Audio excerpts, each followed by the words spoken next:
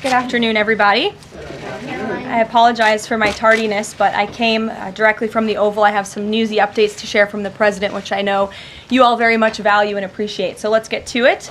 The President promised millions of Christians across the country on the campaign trail that he would create a White House faith office when he returned to the White House, and he has delivered on that promise. The White House Faith Office has put together an extraordinary week-long celebration currently underway for Holy Week ahead of Easter Sunday. The President signed a Holy Week proclamation, filmed a special presidential video message, and will be hosting a pre-Easter dinner tomorrow night and a White House staff Easter worship service on Thursday. The President and the First Lady are honored to continue the tradition of the White House Easter egg roll, which will take place on the South Lawn next Monday. In other news, President Trump is turning America into a manufacturing superpower again. Yesterday, there was a monumental announcement by NVIDIA, one of the largest companies in the world. This is just the latest example. For the first time ever, chip-making giant NVIDIA will produce AI supercomputers entirely in the United States, as part of its pledge to produce $50 billion worth of AI infrastructure in our country over the next 4 years. With their manufacturing partners, they have commissioned more than 1 million square feet of manufacturing space to build and test NVIDIA Blackwell chips in the great state of Arizona and AI supercomputers in the great state of Texas. NVIDIA's founder and CEO Jensen Huang touted how the engines of the world's AI infrastructure are being built in the United States for the first time. This is the Trump effect. This follows trillions in other U.S. investments announced already, including $500 billion from Apple in U.S.-based manufacturing and training, $100 billion from TSMC and U.S.-based chips manufacturing, and the $500 billion private investment led by OpenAI, Oracle, and SoftBank in artificial intelligence infrastructure. Under President Trump, we're going to produce the cars, the ships, the chips, the airplanes, minerals, and medicines that we need right here in America at the hands of American workers. On the border, President Trump continues to break records and protect our homeland. According to CBP, Border Patrol apprehensions along the southwest border for the entire month of March 2025 were lower than the first 2 days of March 2024 under Joe Biden. Incredible law enforcement officers are arresting violent illegal aliens from American communities every day. Here are a few examples from the latest ICE report, which I received this morning. ICE Los Angeles arrested a 54-year-old citizen of Mexico convicted of rape by threat, sodomy with a person under 14 years, and kidnapping in San Jose, California. ICE Houston has arrested a 23-year-old citizen of Mexico convicted of predatory criminal sexual assault of a child in Cook County, Illinois. ICE Houston arrested a 64-year-old citizen of Honduras convicted of murder in Los Angeles County, California. ICE Chicago arrested a 49-year-old citizen of Guatemala convicted of assault and arson in Prince William, Virginia, not far from here. ICE Denver arrested a 36-year-old citizen of Mexico who is registered as a sex offender and has been convicted of sexual assault of a child in Lake County, Colorado. ICE Baltimore arrested a 50-year-old citizen of China convicted of sex trafficking in Bel Air, Maryland. And ICE Boston arrested a 46-year-old citizen of Jamaica convicted of 3 counts of rape of a child and 2 counts of indecent assault and battery of a child under 14 in Boston, Massachusetts. President Trump and our administration will not rest until every single violent illegal alien is removed from our country. The safety of the American people is too important to settle for anything less. On that note, the Democrat and media outrage over the deportation of Abrego Garcia, an MS-13 El Salvadorian illegal alien criminal who is hiding in Maryland, has been nothing short of despicable. Based on the sensationalism of many of the people in this room, you would think we deported a candidate for Father of the Year. That's because, unfortunately, many in this country care more about this quote-unquote Maryland father, a legal alien MS-13 gang member, than a Maryland mother and an American citizen who was brutally murdered at the hands of a different illegal alien. Of course, I am referring to Rachel Morin. And if you didn't see, yesterday, a Maryland jury found illegal alien Victor Antonio Martinez Hernandez guilty of murdering Rachel Morin in August of 2023. She was a 37-year-old mother of 5 who was jogging in an otherwise safe community northeast of Baltimore when this monster ambushed, strangled, and beat her to death before stuffing her brutalized body in a tunnel drain. The Morin family finally got justice yesterday, but they will never get Rachel back. Our hearts go out to Rachel's family, her 5 children, and her mother, Patty, who has suffered the unimaginable loss of her daughter. In case you missed it last week, President Trump signed a national security presidential memorandum directing federal agencies administering federal land on the border to make land available to the Defense Department in a new national defense area. This followed the president's Day 1 executive order committing his administration to marshal all available resources and authorities to stop the unprecedented flood of illegal aliens into our country and to obtain complete operational control of the borders of the United States of America. Once again, the president is fulfilling another key promise. This new national defense area spans more than 170 miles across our border in New Mexico, but in the coming weeks, this administration will add more than 90 miles in the state of Texas. This national defense area will enhance our ability to detect, interdict, and prosecute the illegal aliens, criminal gangs, and terrorists who were able to invade our country without consequence for the past 4 years under the Biden administration. It will also bolster our defenses against fentanyl and other dangerous narcotics that have been poisoning our communities. With all of this work being done to make America great again, we continue to see a positive response from the American public. A brand new poll published from the Daily Mail and JL Partners this morning found that President Trump's approval rating is at an all-time high. That's because the president is working tirelessly to keep his promises to the American people, as I just saw him doing today in the Oval Office. We have a reporter in our new media seat today, Matthew Foldy. I like your boots, Matt, who is the editor-in-chief of the Washington Reporter. Washington Reporter is a new, fast-growing outlet that breaks stories about legislation and interviews leaders in Congress and across the administration. The publication's readership includes the highest levels of business and government. And with that, please kick us off, Matt. And we've interviewed you as well. So Caroline, thanks so much for having me here on behalf of our readership and the millions of Americans who I think appreciate what you're doing with the new media seat here and making this a more accessible briefing room. I'm curious with Harvard, we saw the Trump administration today announced it's cutting around $2 billion, or freezing $2 billion in funds to Harvard because the campus has serious problems with violence and with anti-Semitism. We saw former President Obama, side with Harvard, which rejected the Trump administration's demands. I'm curious, where does the administration see this going with Harvard and with other colleges and universities in America that are refusing to reform in wake of the sort of craziness that we've seen take over some of them? Thank you, Matt, for being here, and thanks for the question. When it comes to Harvard, the president's position on this is grounded in common sense. In the basic principle that Jewish American students, or students of any faith, should not be illegally harassed and targeted on our nation's college campuses. And we unfortunately saw that illegal discrimination take place on the campus of Harvard. There are countless examples to prove it, particularly with the stunning confession by then Harvard President Claudine Gay, who said that bullying and harassment depended on the context. The president at that time made it clear to the American public he was not going to tolerate illegal harassment and anti-Semitism taking place in violations of federal law. So the president made it clear to Harvard, follow federal law, no longer break Title VI, which was passed by Congress to ensure no student can be discriminated against on the basis of race, and you will receive federal funding. Unfortunately, Harvard has not taken the president or the administration's demands seriously. All the president is asking, don't break federal law, and then you can have your federal funding. I think the president is also begging a good question. More than $2 billion out the door to Harvard when they have a more than $50 billion endowment. Why are the American taxpayers subsidizing a university that has billions of dollars in the bank already? And we certainly should not be funding a place where such grave anti-Semitism exists. And I'm curious, you had just mentioned Rachel Morin, and I'm a Maryland man, and I think most Marylanders appreciate what you were saying today. We've seen that Chris Van Hollen, who was Rachel Morin's senator, basically threatening to fly to El Salvador to press for the release of someone who was in America illegally. And not as much sort of from him about Rachel Morin's horrific murder and the verdict that was, I think, rightly reached yesterday. What does the administration think about the priorities we're seeing from Senate Democrats in terms of illegal immigrants instead of the work that agencies like ICE and DHS are doing with the Trump administration?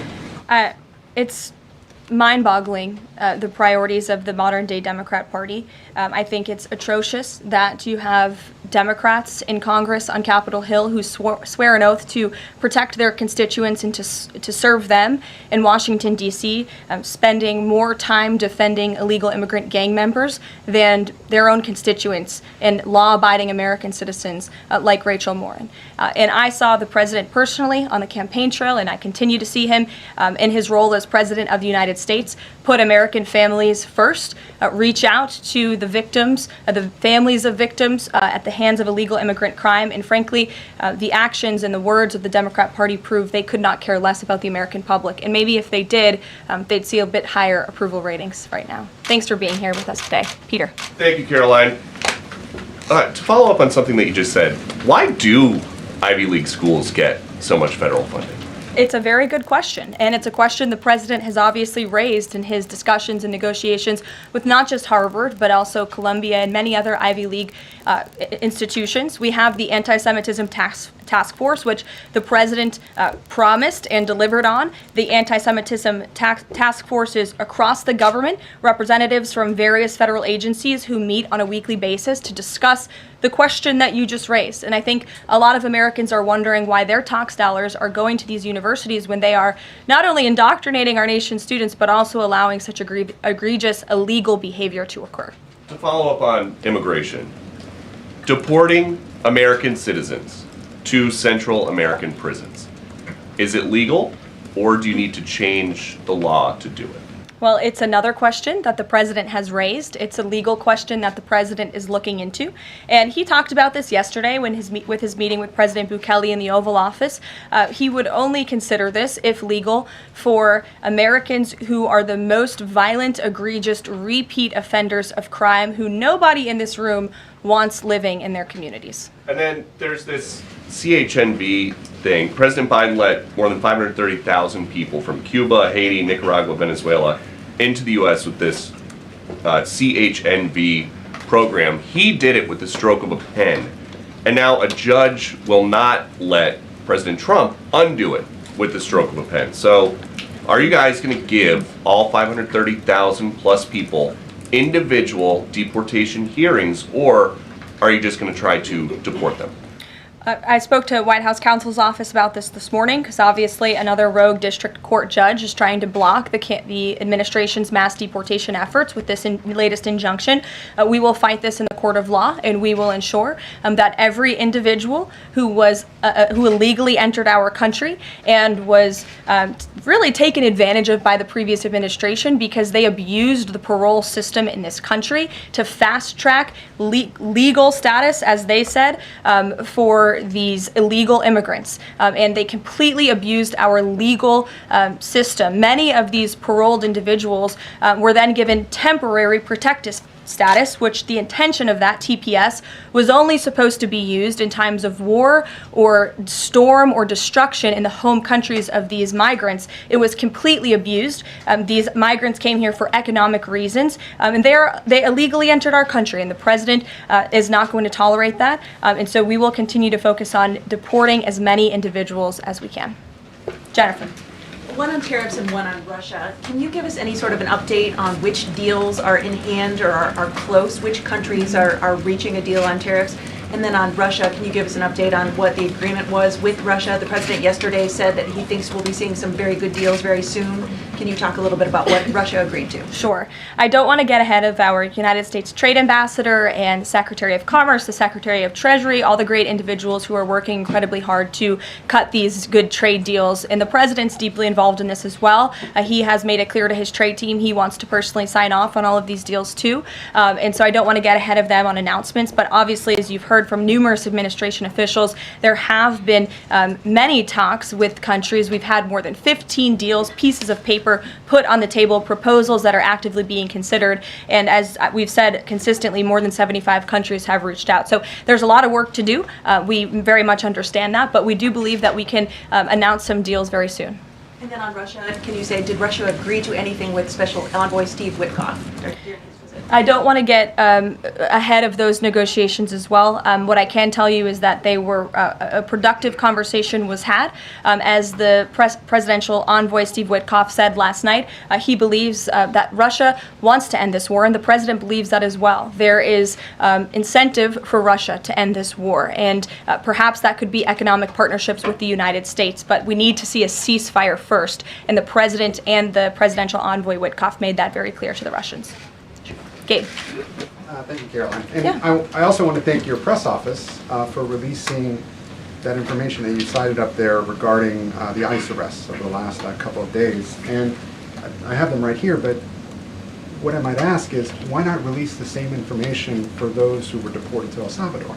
Well, first of all, the information was released by the Department of Homeland Security. The individuals on the flights to El Salvador are foreign terrorists, and those are counterterrorism operations. They are much different than the arrests and final order of removals that you see on a day-to-day basis that law enforcement agents are conducting around the country.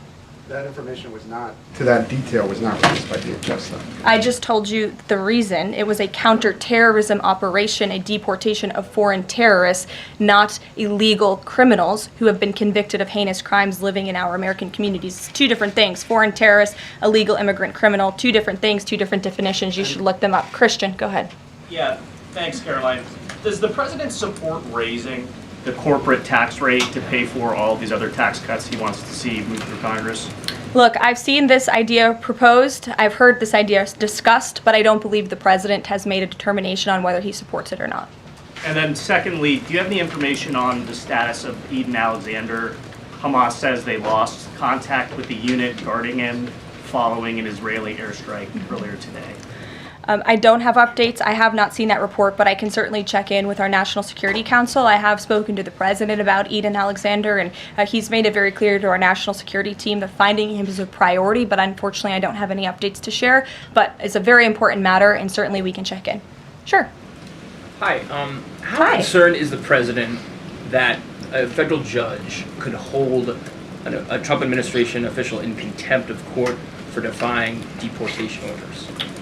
We are complying with all court orders. So I see what you're trying to do there with that question, but we're very confident that every action taken by this administration is within the confines of the law, and we continue to comply with the court's orders. And you have seen that, and the president made that clear yesterday in the Oval Office with President Bukele. Sure. Thanks, Caroline. Could you, just going back to El Salvador, could you just explain to us a little bit more about the legal basis on which you may be able to send US citizens to prison there?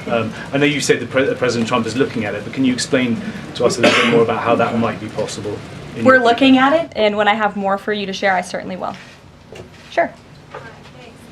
Still going off the El Salvador questions, yesterday in the Oval Office, administration officials made it very clear that El Salvador is responsible for Mr. Abrego Garcia, yet El Salvador's president said we're not going to do anything with him. So my question is, who is responsible for this man and where he's going to end up? Well, no. First of all, President Bukele said that he is not going to smuggle a foreign terrorist back into the United States of America, as many in this room in the Democrat Party seemingly want him to do.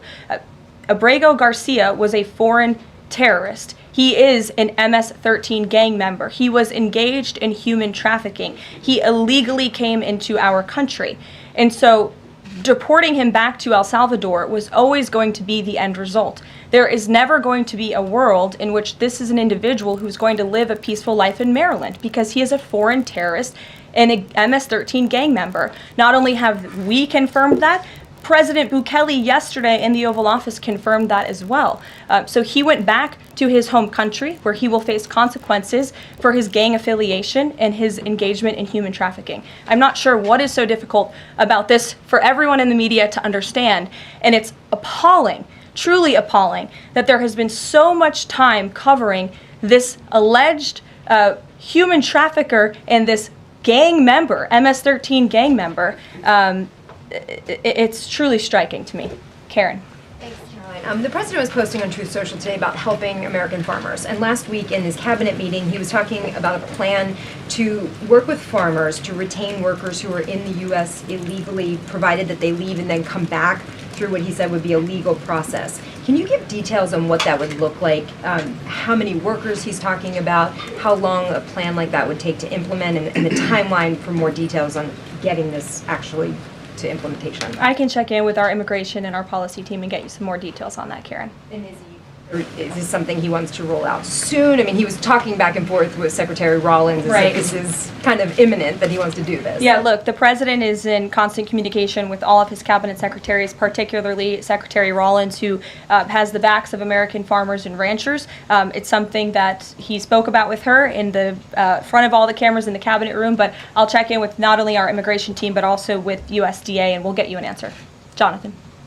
Hi, Caroline. Hi, it's good to see you in here. You too. The president has long said that it would be an abuse of power for a president to direct prosecutors to investigate him. Last week, President Trump explicitly directed the Justice Department to scrutinize Chris Krebs to see if it can find any evidence of criminal wrongdoing. How is that not an abuse of power to direct the Justice Department to look into an individual, a named individual? Look, the president signed that executive order. It's the position of the president in this White House that it's well within his authority to do it. Otherwise, he wouldn't have signed it. And he signed it, and that's his policy. Jeff, how you doing? Fine, thanks. Thanks, Caroline. A follow-up on Harvard. The president floated on Truth Social, I believe, the possibility of removing tax-exempt status. How serious is that threat, and are there other universities he's considering? And then a follow-up question on foreign policy. Can you give us an update on what the president hopes to come from the next round of talks with Iran? Sure. First, when it comes to Harvard, as I said, the president has been quite clear. They must follow federal law. He also wants to see Harvard apologize, and Harvard should apologize for the egregious anti-Semitism that took place on their college campus against Jewish American students. There were professors who said that he had engaged in discriminatory behavior against Jewish students. Of course, you had the former president of the university saying bullying and harassment depends on the context. You also had an encampment on Harvard Yard that we all saw play out before the cameras. The university failed to impose formal discipline on any students for this anti-Semitic conduct violations, including the occupation of a campus building and the disruption of classes with bullhorns. The president believes Harvard should apologize to its Jewish American students for allowing such egregious behavior. As for the tax-exempt status, I would defer you to the IRS for any updates. I do want to answer your question on Iran, of course. The maximum pressure campaign on Iran continues, but as you know, the president has made it clear he wants to see dialogue and discussion with Iran while making his directive about Iran never being able to obtain a nuclear weapon quite clear. And the president spoke to the Sultan of Oman today, who helped facilitate these talks. I have a readout for all of you. He held a call with the Sultan of Oman today, and he thanked him for hosting the first direct meeting between the United States and Iran and emphasized the need for Iran to end its nuclear program through negotiations. The two leaders also discussed the United States' ongoing operations against the Houthis and emphasized that the Houthis will pay a severe price until they end their attacks on maritime traffic in the Red Sea. As you know, an additional negotiation between Steve Witkoff and Iran's representative has been scheduled for Saturday. And since these are ongoing negotiations, I have nothing more to add on that. Thanks about Iran. Sure. Oh, thank you, Caroline. When you said that the president said that Iran will never have nuclear weapon, is the focus on dismantling the entire nuclear program, or it just restricting enriched uranium or the missile program? The president does not want to see Iran have a nuclear program. He does not want Iran to obtain a nuclear weapon. He's been very clear about this. Shelby. Thanks, Caroline. Shelby, you have a seat today. I know, stole it. Glad to see it. Two quick ones on TikTok. First, is the president expecting to extend the TikTok ban that's now June 19th if China doesn't come to the table in time?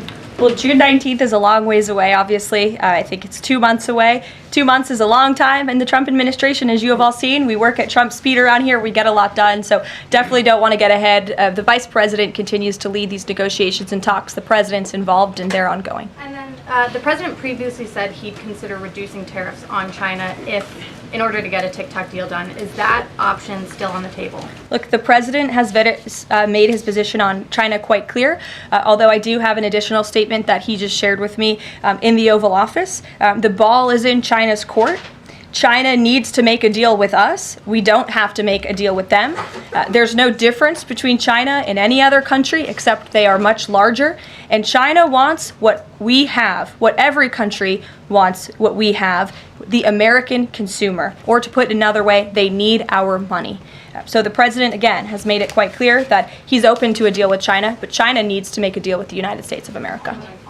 Sure. On tariffs, yesterday in the Oval Office. Which outlet are you with? The Canadian Public Broadcaster. Oh, nice to see you. Thank you.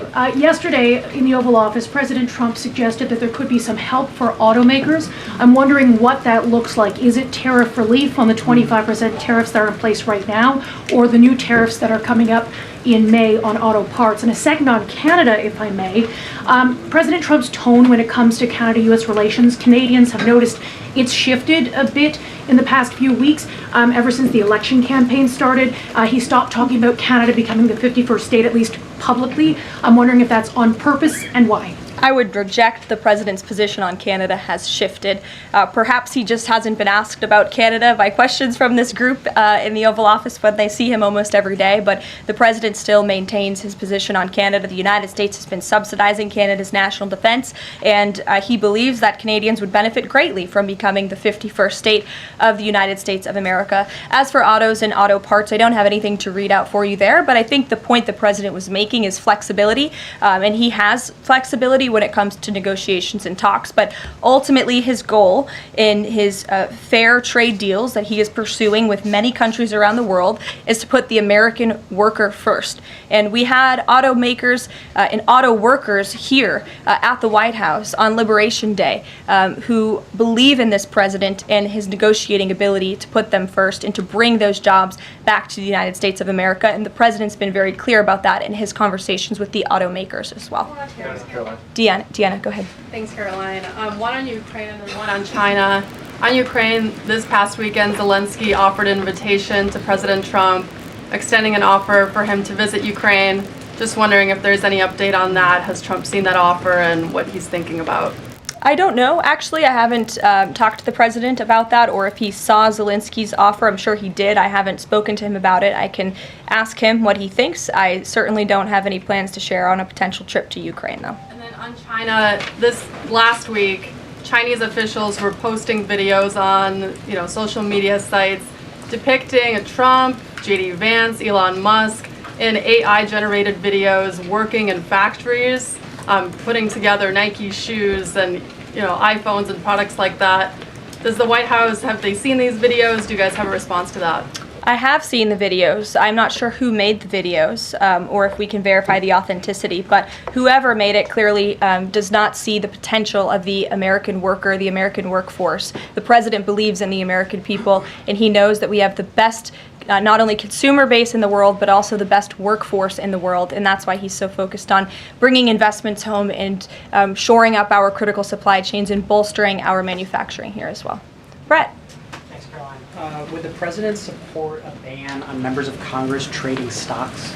I'm certain that's something the president would be interested in looking at, and I can ask him if he would support such a bill. Sure. Yes.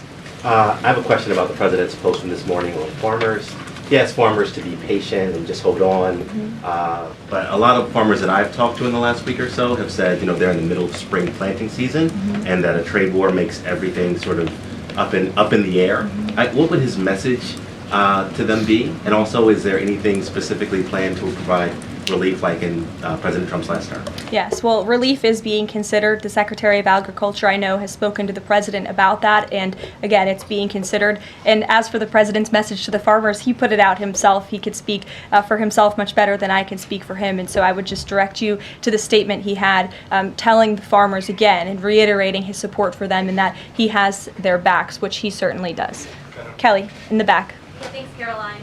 Two questions. The first one, a Georgia man was just arrested over alleged threats to kill Director of National Intelligence Tulsi Gabbard. Reportedly, there is now increased security around the FBI Deputy Director.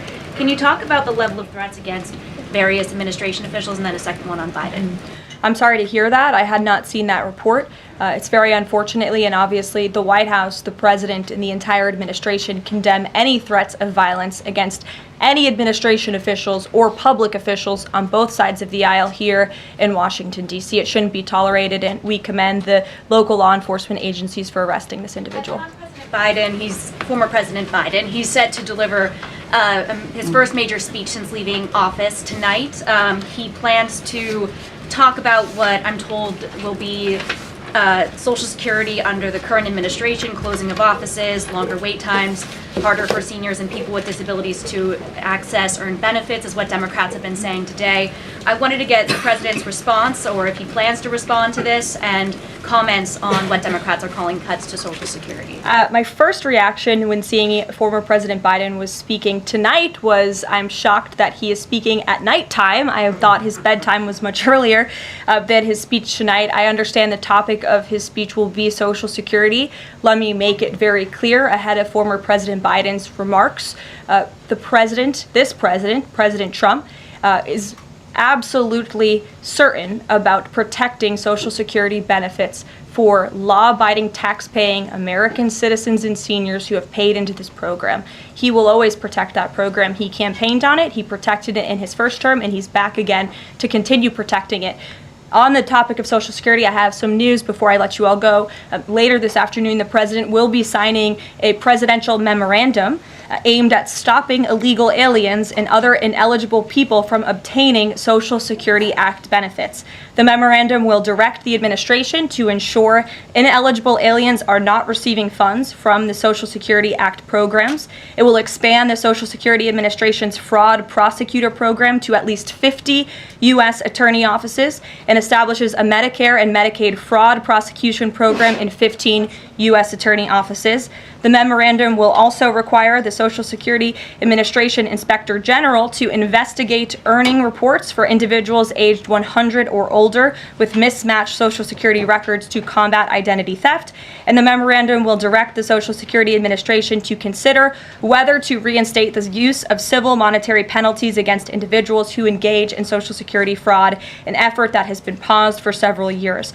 These taxpayer-funded benefits should be only for eligible taxpayers. And President Biden should think about what he did in his last term, which is allow tens of millions of illegal people into our country, many of whom were fraudulently receiving these benefits. So you'll hear from the president on that later, and we will see you later in the East Room. Bye, guys. Thanks, Caroline.